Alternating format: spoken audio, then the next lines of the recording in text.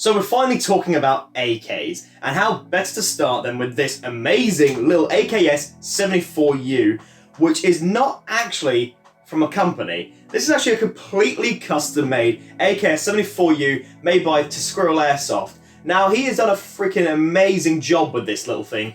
As you can see, externally, this looks amazing. It is a full metal and real wood construction, with the only thing being poly, I believe, being the pistol grip and the actual mag. I don't think anything else on here is actually poly. Even the internals are all steel as well, which is absolutely brilliant. So, let's talk a bit about this AK and actually what I know about it, because I've only owned this thing for about a week, and I won't be owning it for much longer, but I thought I might as well make a quick video on it just to show you guys what is actually the story behind this thing. So basically, guys, I got this as a full custom replica weapon for my Scar that unfortunately has now hit the grave, and this was a replacement weapon for that. Initially, I am extremely happy with this thing. This thing has performed amazingly well. The construction is brilliant. From what I can tell, the external metal construction must have come from a Cyma build, and then has been done up over time. I believe this is actually an LCT skeleton folding stock on the back. That's the other thing as well, because it's an AKS74U, you do have a folding stock with a clip on the back that does allow you to clip it back to go into some really close quarters gameplay, which is really, really good. And all you have to do is flick it back, lock it in, and off you go. Also, that rattle you can hear is actually another sling holster, so you can sling this weapon really easy. I've had it slinged once. It was really, really easy to use. The rear wood at the front is custom made. You can see it's very chipped and worn, which I actually really like, because when you add the polish to it like I have, it really stands out and looks very, very realistic. It looks very worn. It looks really nice. That's the other thing about the metal as well, because it is steel and has not come in pre-black. It does chip away really nicely, which means you can get some really nice weathering effects on here, such as the fire selector. When selecting, you can see it's made quite a nice shiny scratch mark where the fire selector usually goes. It's also really stiff, so it really feels durable when on the field. It feels really really refined, I think is the word I'm looking for there. So let's talk a bit about performance then. This is firing at 0.9 joules, which is bang on for sight limits in most locations. Some may allow you more powerful, some may allow you less power. The good news is this is easily adjustable inside with a hop-up unit and a lower battery if that is required. The folding and the front of the back of the gun is really, really good. So the rear stock folds, and the muzzle flash hider at the front is detachable, so you can add suppressors or different types of muzzle brakes or flash hiders on the end, so it's fully to your customability. And internally, when you actually click up the rear, there's a button on the back to open up the dust cover, which is where your battery sits, and you can even remove this to get a different type of dust cover. There we go.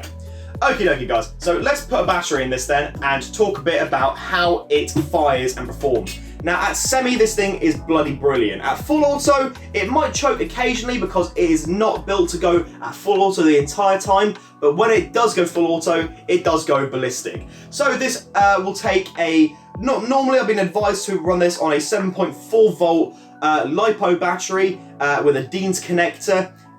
You can run a MIH, it doesn't really matter what type of battery it is, but it has to be Dean's compatible. So let's connect this battery up then.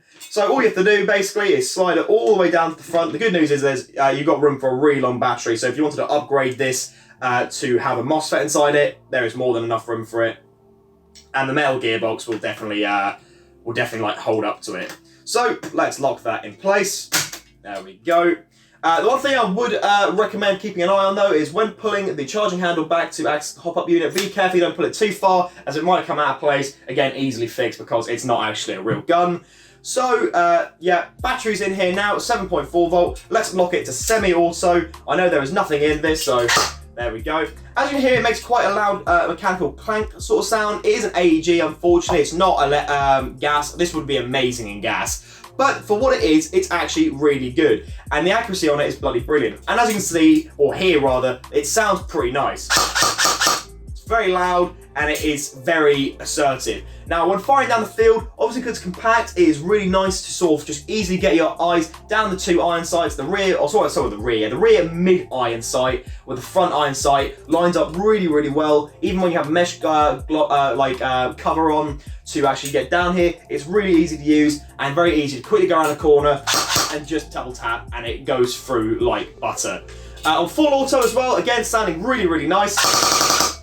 Nice high rate of fire, that AK sort of clanking sound, as it's not an M4, doesn't have that sort of really quick spray. It's very hard hitting sort of sound effects, and it sounds really good. So, the question that I'm probably going to get right now is, how does it compare to other AKs? Now, I actually own two other AKs.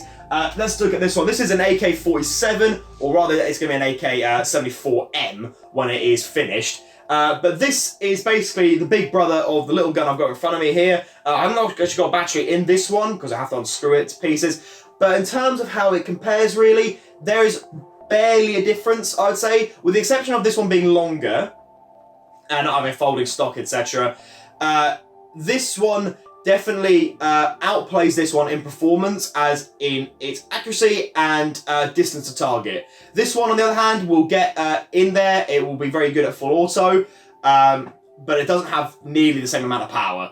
This thing is not, surprisingly, is not nearly as powerful as this little thing, which in my mind is actually okay, because whenever I run the longer gun, it's usually for cool points, but also I will be in a very tight space combat area when I'm running the AK-47. So, all in all then, guys, with the AK-74U, or AKS74U rather, this thing is a cracking piece of kit. It will be on the market very, very soon, guys, to be purchased. Apart from that, guys, I think that's all I've got to say about this. Thank you so much for watching this video. Make sure, if you're not yet subscribed to the channel, to like and subscribe. This will include a mag with it, by the way, of which I will point out, by the way, this is very easy to click and load, and it will hold in. There is no leniency there. There is no feeding issue. It is pretty bloody good. So, guys, thank you so much for watching this video. I'll see you in the next one. Take care.